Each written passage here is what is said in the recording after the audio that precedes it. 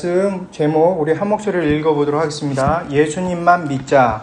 예수님만 믿자. 예수님만 믿자. 예수님만 믿자. 자, 말씀 우리 한 목소리로 한번 읽어보도록 하겠습니다. 마태복음 25장 11절에서 13절. 나중에 나머지 처녀들이 와서 주님 문 좀 열어주세요 라고 간청했다. 그러나 신랑이 대답했다. 내가 너희에게 진정으로 말한다. 나는 너희를 알지 못한다. 그러므로 항상 깨어라.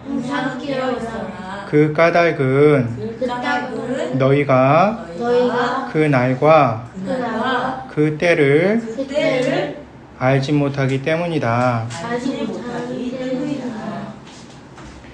오늘 말씀은 예수님의 비유에 관한 말씀이에요. 어떤 비유냐면 예수님께서 십자가에 달려 돌아가신 후에 부활하시죠. 다시 살아나시거든요. 그리고 나서 하늘로 올라가세요. 그리고 다시 오시겠다 약속하신 그 말씀에 대해서 예수님께서 비유로 말씀하신 거예요. 예수님께서 다시 오실 때가 언제인지 우리 친구들은 아나요? 아니요. 우리 친구들 모르죠? 목사님도 몰라요. 성경에도 그 날과 그 때는 아무도 모른다고 나와 있어요. 그 말씀에 대해서 오늘 말씀은 비유로 말씀을 하고 계시는 거예요. 여기에 10명의 처녀가 있어요. 우리 친구들 처녀가 뭐예요? 결혼하기 전에 있는 자매를 말해요. 여자를 말해요. 결혼하기 전에 있었던 10명의 처녀가 나와요. 5명의 처녀를 성경에서는 지혜로운 여자, 슬기로운 처녀 이렇게 기록되어 있고요. 나머지 다른 처녀들을 가리켜서 미련한 처녀, 게으른 처녀 그렇게 성경에는 나와 있어요. 이렇게 5명의 처녀 그리고 또 다른 5명의 처녀가 각각 있는데 어떤 처녀가 지혜로운지 어떤 처녀가 미련한지 우리 친구들 알 수가 있나요? 예, 겉보기로는 절대 알 수가 없어요. 근데 이 처녀들이 지금 결혼식을 준비하고 있는 거예요. 당시 이스라엘 백성들에게 있어서 결혼식은 굉장히 큰 행사였어요. 그리고 그 결혼식에 신랑이 그 결혼식을 방문하는 그런 부분이 있는데 신랑이 방문할 때 언제 올지를 알 수가 없어요. 갑자기 오는 거죠. 그런데 하도 신랑이 늦게 오니까 10명의 처녀들이 모두 잠에 빠지게 되었어요. 그리고 나서 한참 지났는데 밖에서 소리가 들렸어요. 야, 신랑이 왔다. 그 얘기를 듣고 10명의 처녀들은 깜짝 놀라 일어났어요.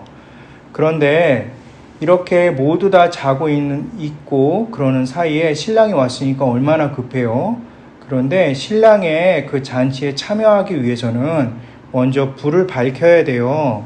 자신이 갖고 있는 그러한 불을 밝혀야 되는데 지혜로운 5 처녀는 불을 밝히고 있었지만 미련한 처녀들은 불을 밝힐 수가 없었어요. 조그만 불밖에 보이지 않죠? 이렇게 지혜로운 처녀들은 기름을 준비했어요. 이렇게 기름을 준비하게 된 이유는 다른 게 아니에요.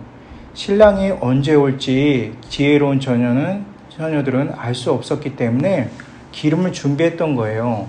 하지만 미련한 처녀들은 신랑이 언제 온지를 스스로가 이미 정한 상태에서 신랑을 기다리고 있었어요. 그래서 요 정도면 12시 이 정도 전이면 신랑이 올 것이다 예상을 하고 기름을 아예 준비하지 않았던 거죠.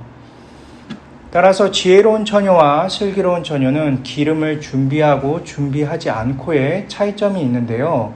여기서 중요한 것은 지혜로운 처녀는 신랑이 언제 올지에 대해서 알 수 없었기 때문에 기름을 준비했던 것이고요. 미련한 처녀들은 자신이 자기 마음대로 신랑이 언제 올 거라는 것을 미리 예상하고 불을 준비했기 때문에 기름이 더 이상 필요 없다고 생각했던 거예요. 신랑 마음인데 여기 슬기로운 처녀, 지혜로운 처녀는 이렇게 신랑이 원하는 그대로 따라줬을 뿐이고, 미련한 처녀는 신랑이 원하는 그것을 알기보다는 자신이 원하는 때에 신랑이 올 거라고 마음에 확신을 했기 때문에 신랑은 신랑의 마음과 신랑의 뜻을 전혀 이해하지 못했던 그런 처녀였어요. 자, 이 비유를 마치시고 예수님께서 바로 또 다른 비유를 하셨어요. 예수님께서 어떤 비유를 하셨냐면 주인이 멀리 떠나는 그런 비유의 내용이었어요.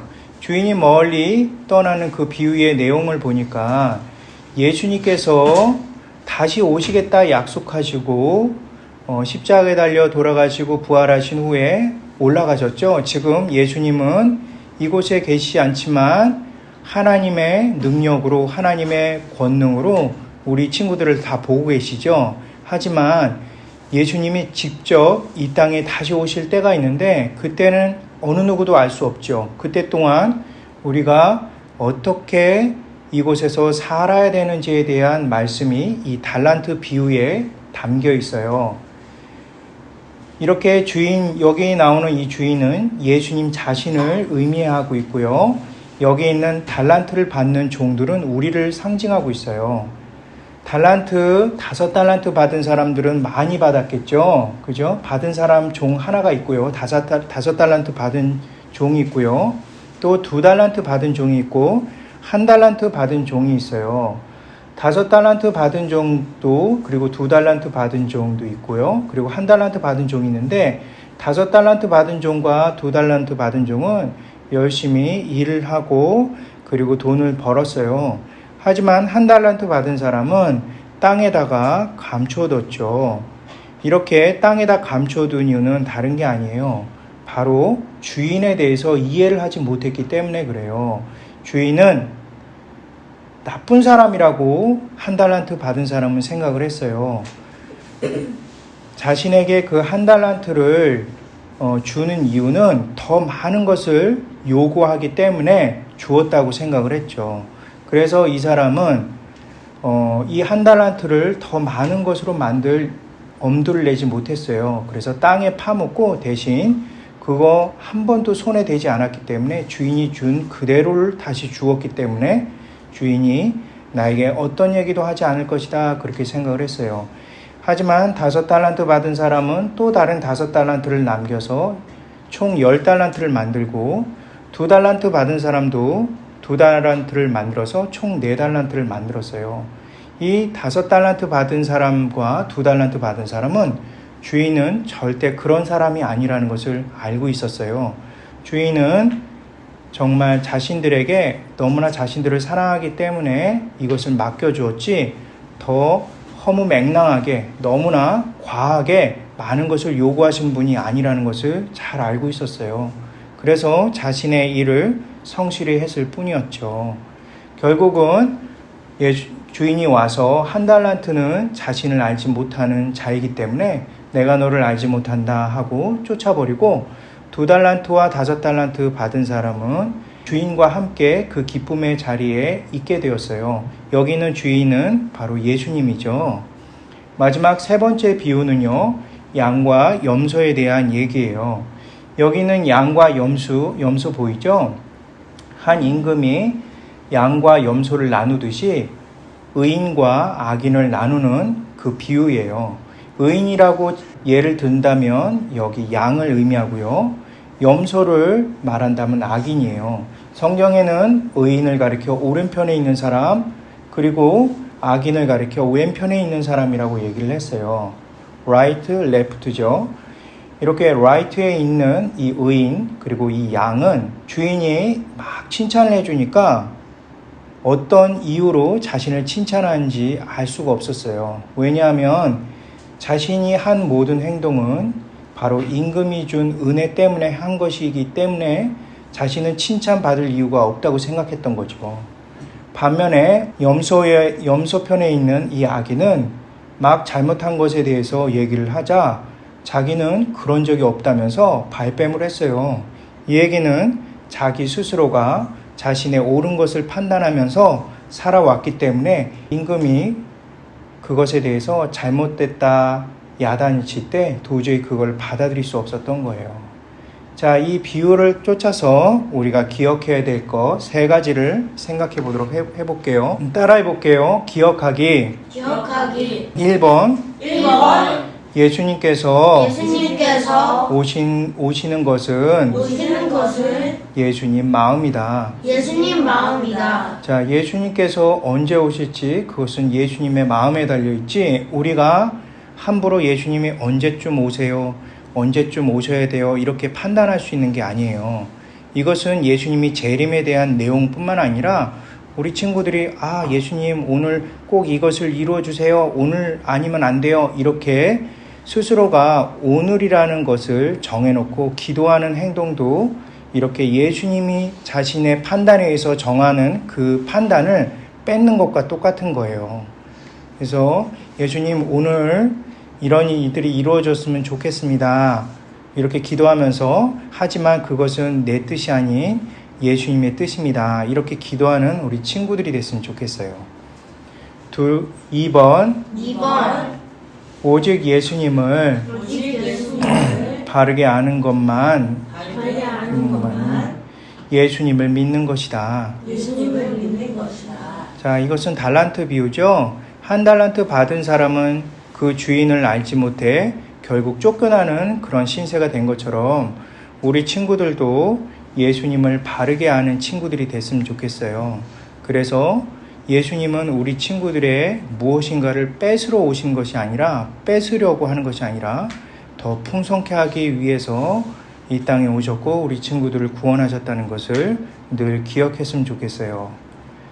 셋째, 3번 예수님께서 판단하시는 것에 대해 감사함으로 살아가자. 양은 어떤 그 임금의 그런 판단에 의해서 움직였던 것이 아니죠. 임금이 칭찬을 해줘도 자신은 너무나 잘났어요, 그래요, 그 칭찬 내가 다 받아야 돼요 이렇게 하지 않고 자신이 하는 모든 행동도 결국 예수님께서 은혜로 주신 것임을 잊지 않고 감사함으로 그것을 받았던 것처럼 우리 친구들도 그러한 마음으로 살아갔으면 좋겠어요. 2022년도에도 이 세 가지를 늘 기억하며 살아가는 우리 친구들이 됐으면 좋겠어요. 자, 손 모아 볼까요? 기도할게요. 함께 기도할게요. 하나님, 감사합니다. 올 해도 내가 마음대로 예수님의 판단을 가로채지 않고 예수님을 잘 알고 예수님께 감사하는